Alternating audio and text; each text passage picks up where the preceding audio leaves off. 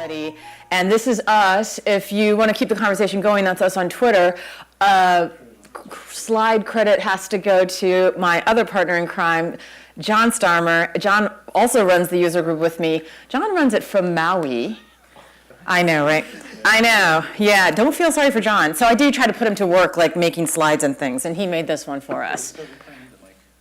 Oh, I haven't been able to get this one working. Terry, does this work?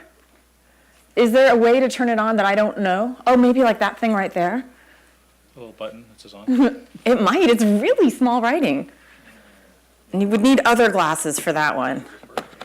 I know, how sad is this? When I hosted this event last year, I don't even think I had to wear glasses. Getting old. Okay, so we're going to talk to you about Kubernetes in the real world because it's gone beyond the point where enterprises are thinking about transforming their architecture to, container-oriented data centers, et cetera. It's happened, and it's not even PCs anymore. See, I knew it didn't work. Right where? Oh, I knew I wasn't crazy. Well, I mean, maybe that's still debatable, but I knew that wasn't working. Okay, so what I was saying is a lot of people are running Kubernetes now, not just in POCs anymore, like actually in production. So can I just real quick see a show of hands of who is running Kubernetes in production? Okay, all right, we got a little more. Oh, hey, hi, Joseph. We got a little more each time.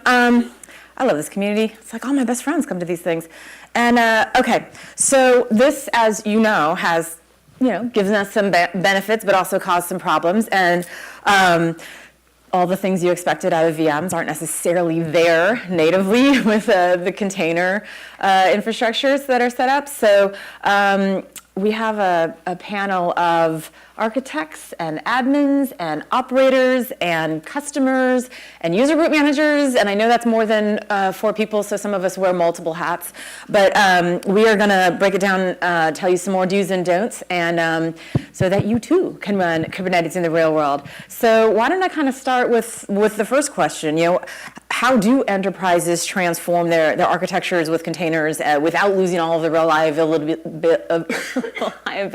and availability that they've come to love with VMs? And I apologize, it's been a really long day. Is this where we plug your company? This is where, you can plug any company here. No, keep it community. Yeah, no, I think moving to Kubernetes is actually a big challenge for a lot of companies.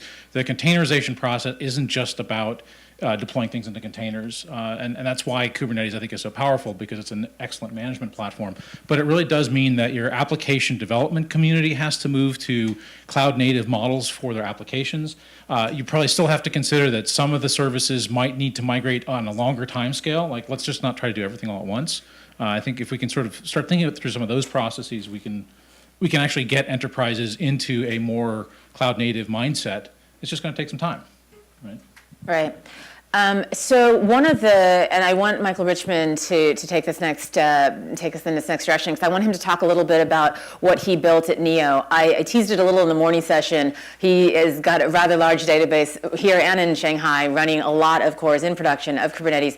And so he's had growing pains, and he's learned a lot. And so if you can explain to some of us, particularly around the area of we saw this with OpenStack, right, when it grew really fast, and then maybe didn't bring the admins and the operators along as fast as we would have liked to, so then a whole bunch of other stuff had to happen. So same with Kubernetes. Are the docs or the tools there for the operators and the admins? And if you can talk about your experience, and then I'm sure Tony will be itching to, to jump in after that. Sure. So at Neo, we're building electric cars as our primary product. The Kubernetes systems that we're building are to support the development of those vehicles. So we have, in our US data center, which is about 2 miles from this building, we have about 3,000 cores under Kubernetes management. We have another 3,000 cores under DCOS management. In Shanghai, we have about 1,500 cores in Kubernetes and 1,500 in DCOS. We're actually running Kubernetes and DCOS side by side, largely because we were going container native when we started this project 2 years ago when I joined the company, and it wasn't clear what the right container orchestrator looked like at that point in time for the various workloads that we've been needing to run and needing to build out. So we actually took a model of deploying both leading orchestrators side by side, and the bets that we made on what was best suited for DCOS, in some cases we were correct, in some cases we were wrong, and same for Kubernetes. So we're actually actively shuffling our workload around. But to actually answer your question, one of the things that we've been finding is Kubernetes today is, based on our experience, stable in production. We're running Kubernetes 1.9.4 in our production systems, and the 1.9 series was largely when we were finding Kubernetes was pretty solid. But the path to get to running 1.9 was a long education process and a lot of skills building, because Kubernetes today, in my experience, is somewhat like where OpenStack was in the F and G release cycles, where the technology is there, but it's actually a difficult process to get it deployed and operated. That's Folsom and Grizzly for those of you keeping score at home.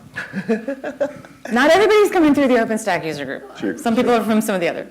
I was trying to dovetail between. Yes, yes. Thank you.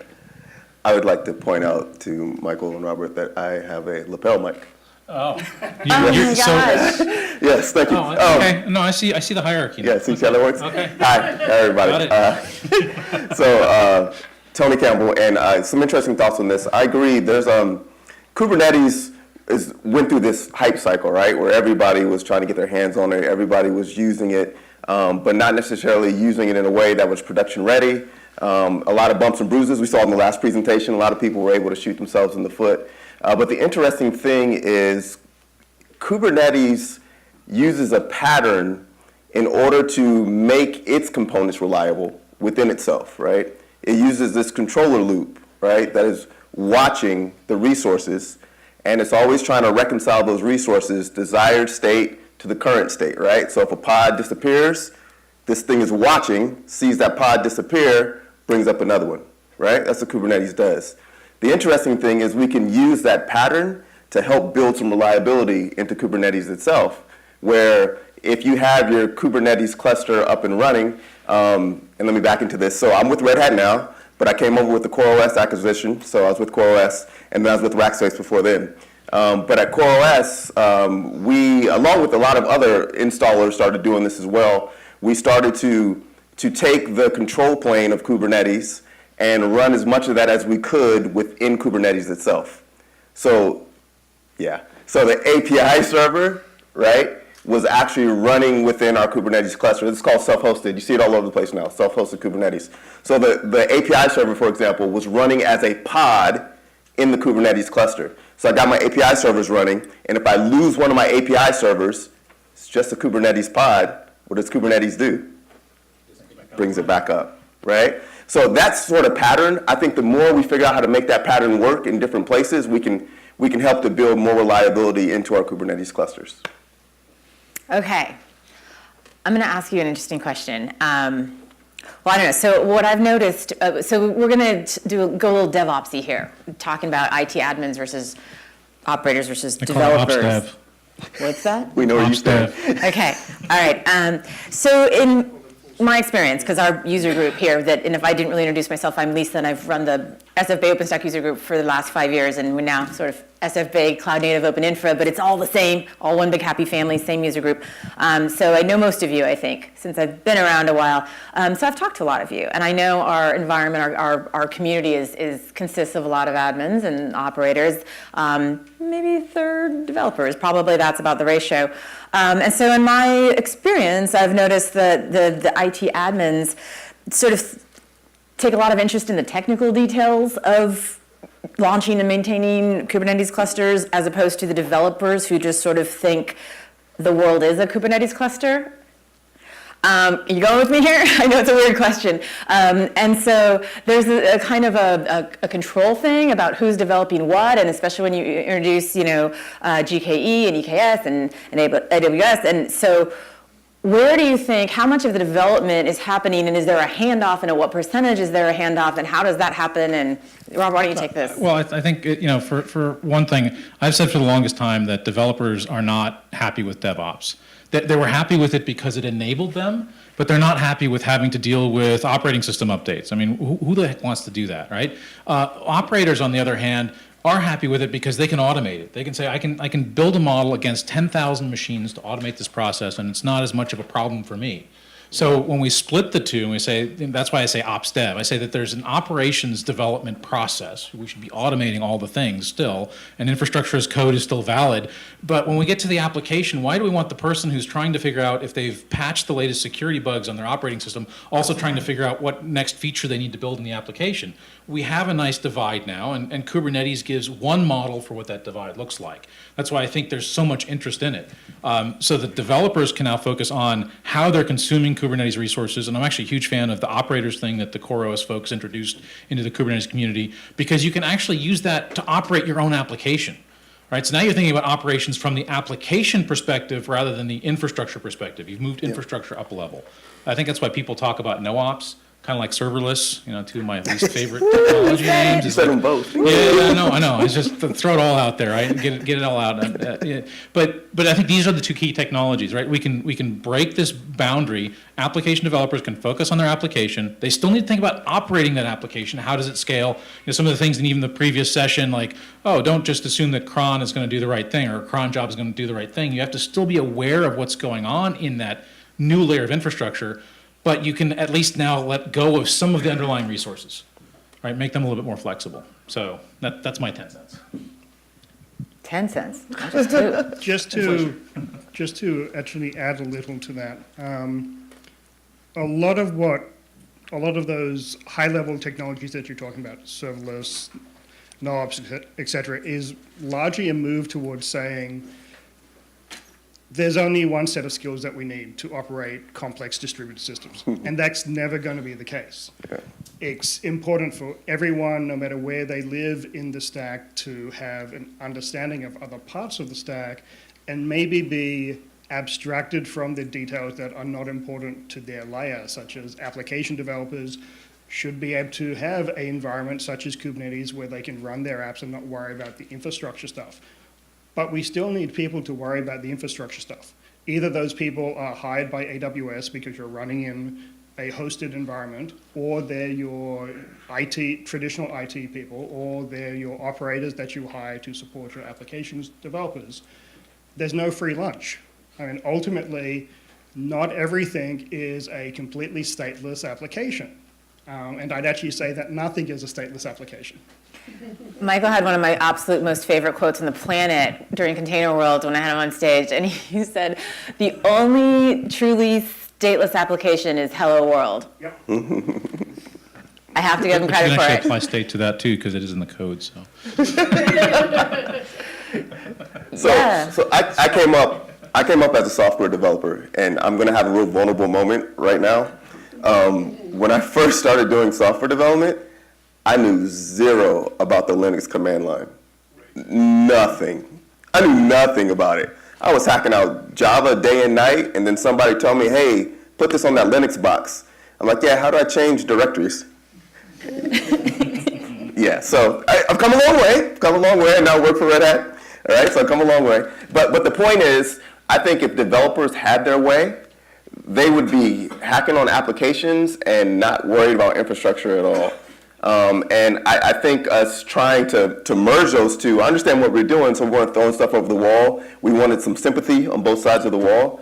But I think we may have went a little bit too far. And now I think that's kind of pulling back a little bit. One of the things that the cloud providers have done for us is they have spoiled us. Because now I don't have to worry about a NoSQL database. I can go to any cloud provider, click a button, spin one up, connect it to my app. And there's so many cloud services out there that are like that, where I can just consume them and build my application on top of them. I think we've gotten really spoiled with that. The nice thing is we can do the same thing in Kubernetes. Well, Well, I mean, here's the thing, right? So that model of, oh, I don't have to worry about the infrastructure leads to major outages, right? I mean, we've seen them even in the cloud providers. It's not that the cloud provider outage wasn't expected. I mean, eventually something's going to break. Yep. But then you have somebody who's like, well, US East is the cheapest Amazon zone, so I'm going to put all my servers there. And then US East disappears. And what are they supposed to do, right? Their application doesn't just automatically spin up somewhere else because they didn't automate that, right? So Kubernetes is the same thing, just because it's easy. And you see this a lot. You see a lot of developers that say, oh, well, I'll just deploy Kubernetes, and I've sort of fixed my ops issue. Except that they haven't thought about what it means to actually be running Kubernetes, running it at scale, running it in multiple sites. Resilient applications still have to exist, and that's the piece that Right. doesn't go away. Resilient we still and need to persistent, understand, right? Yeah. I mean, with the data, and so I'm supposed to be the moderator, so rather than have my own opinions, I'll quote other people. When I wandered through one of the labs earlier, Dave and Jeff's lab, I heard somebody say that when a Kubernetes when a Kubernetes container goes down, it's 5 minutes minimum or something to get back up. Is that what you guys said? 5 minutes? Yeah. So okay. So what happens to all the data? What happens to that persistent, that stateful application? All of a sudden, when you lose that container. So you solved this problem, Michael. Can he tell everybody about it? Why did you try? Because you're running stateful applications on Kubernetes, which is a land that people have not boldly gone so much, but they need to. How did you do it? We're working on that. So we've deployed some technologies at Neo that have simplified a lot of the choices that people would make in deploying Kubernetes, so that we don't have to directly address that challenge today. Kubernetes is great. It schedules, it runs everything. It feels like you're running a process because fundamentally that's all you're doing is running a whole lot of processes. Pain points come in with container networking and container storage. You can deploy any one of many networking solutions that will either give you a whole lot of overhead and slow down your network terribly, or will give you addressing nightmares that are difficult to debug. At Neo, we chose to go with a hardware-based SDN vendor who worked with us to implement their CNI integration for Kubernetes. That has been going fabulously. That vendor is Big Switch for anybody interested. We also deployed a storage solution for containers from Portworx after working with a number of storage solutions in Kubernetes, and that is providing us network addressable volumes that follow our containers around as they get relaunched in the cluster. All of that works to date, and it has been an evolutionary process to get to the stability that we have, but it's not a solved problem. It is a emerging solution that that the community needs to decide really what types of workloads the community wants to run on Kubernetes. But if you have even if you have a stateful web service, or a stateless web service that is just returning hello world, if you have a 5-minute outage when that restarts, you have a deployment problem. Goodbye, world. Yeah. Yeah, well, I just got that. I was slow. Sorry. I just made that up. I told you it's been a long day. But I think this is also where this operations development automation and application automation sort of come together, right? The application developers cannot be completely blind to what lives underneath Kubernetes environment. Right. At the same time, the operations teams can provide resources, can provide tools to make it more resilient, but they still have to explain how the pieces are supposed to fit together.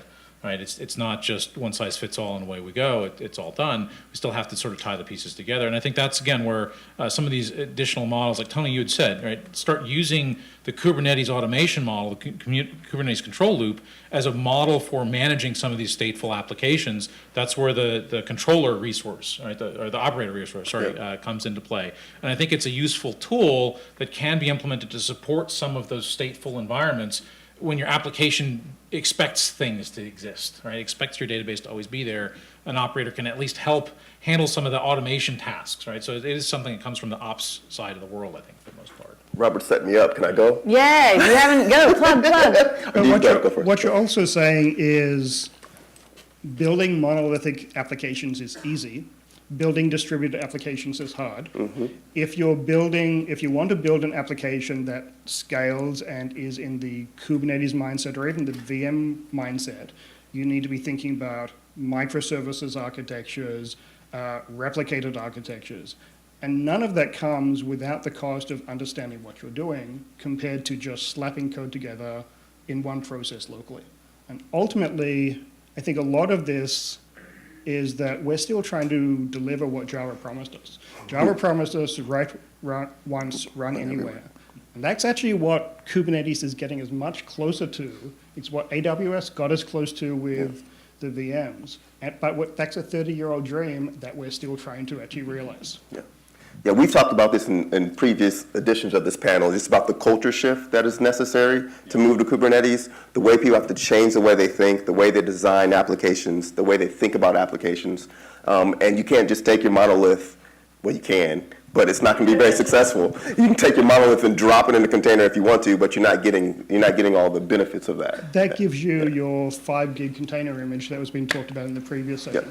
So the first piece of functionality that I built out in the microservices, that's the foundation of all of the work we're doing at Neo, was the /status return code or endpoint from my vehicle web service. And that just returned success. But that's the thing that I launched in Docker and then built the rest of the database functionality around, because having the application or a service that you build for Kubernetes be able to actually say, yes, I'm here and I'm healthy, is so fundamental to being able to work in the Kubernetes landscape.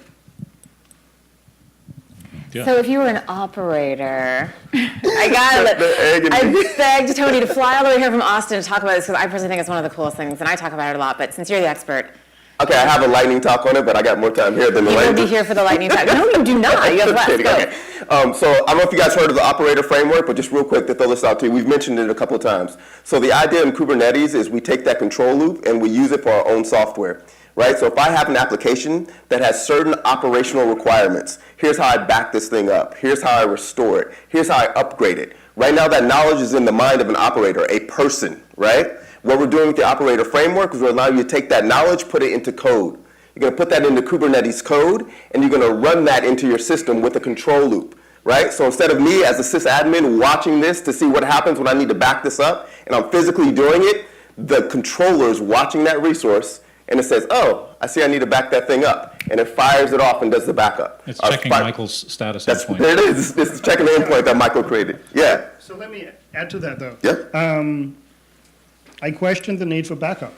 If this is truly immutable infrastructure that has been deployed and you have a deployment file somewhere, yes, there may be state behind it and state needs to be backed up, but the application itself, the stuff that's deployed, should never be backed up from Kubernetes. You should be backing up the thing that you fed to Kubernetes in order to deploy stuff.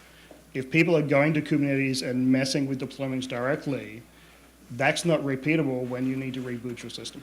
But it's that operation, it's that model of deployment, Absolutely. whatever that is, right? If it's Right. doing backups and recovering from them, or Installs. throwing that away, getting from another source Right. and restarting, that's the operator framework model. Right. That's what he was. Absolutely, Right. absolutely. Right. So whatever that, if you're not doing backups on your systems, more power to you. If you have it, you don't need them. I mean, not that way, right? If you don't need them, awesome that you've gotten to that path. But the idea is like if you need to do an update. You know, for example, if you have software out there running and you need to do an update, you can codify that into an operator that can automatically allow you to do that. That's something that we're really pushing now, that we're trying to push through the Kubernetes community. You can see us on Kubernetes Slack, Kubernetes-operators, if you want to talk more I about thought it. it was GitHub/operators. That's that too. If you want to see the actual framework, thank you, Yeah. Lisa. If you want to see the actual framework, it's on github.com/operator-framework. We have an SDK, we have an operator lifecycle manager. It's all open source. Come join us as we push the operator revolution. Okay, so I saved the hardest question for last. And actually, interesting what you just said, Michael, may change the answer to this. But whose responsibility is the security? Is it the platform? Is it the app? How do we secure this stuff? Yes, Yeah. Everyone. everyone, but a little more specific. What are you doing in your data center? Specifically everyone. We have a security team that's part of our IT operations, which is separate from my team, that's looking at overall company security, and they have strong input into what we're doing. We have parts of our system that we are designing / implementing to address container level or microservice level security. And this is a great opportunity. We're also hiring for operators and security experts to join my team and help us build out this analytics. And they're right across the street. You saw them if you drove into that side of the parking lot. They are right across the street. Nice. And as you can see, if that's the internet Michael, he looks the least like probably. That's what the real Next Michael three looks like. startups to go. So find him. You're going to be around mingling. And okay, and who else from Neo is here, by the way? Awesome, right on. We love Neo. Okay, so find the Neo people and let them tell their story. It's a really, really cool story. Okay, last words. We got 2 minutes. Use Kubernetes. Yeah, don't roll your own. I mean, seriously. I think don't be scared about any of this technology, but be aware that it's not just the one solution fixes all ills, right? It brings its own problems, and as long as you work through them, just like any of the technologies there, I think it is maybe easier to operate in the long run than some of the things we've seen come before it. But it certainly doesn't solve all problems, and take it easy. It doesn't have to be instant. Kubernetes native or distro? I'm going to ask you because these two did it differently. Native, man. I mean, always. Yeah, that's Open what he source did. all the way. So we went native, and I'd do it again. I'd also say that I've been fairly strong in my comments about Kubernetes being stable. I had one of my data scientists launch an analytics job last week that consumed 1,000 cores for an hour of processing, and it ran to completion and has consistently run to completion every time he submitted that job. This is one of the data points that makes me confident about Kubernetes. I also need to spend some time with my team optimizing that processing because that was an hour of processing to process 30 minutes of data. But that's a problem for tomorrow. Yeah, absolutely. Last word, Tony. Kubernetes operators, the key to automated operations. Join us. Oh my gosh. Oh my gosh. And I'm Lisa Murnanfi, and it has been a pleasure to be managing and orchestrating and architecting this user group for 5 years. John Starmer, big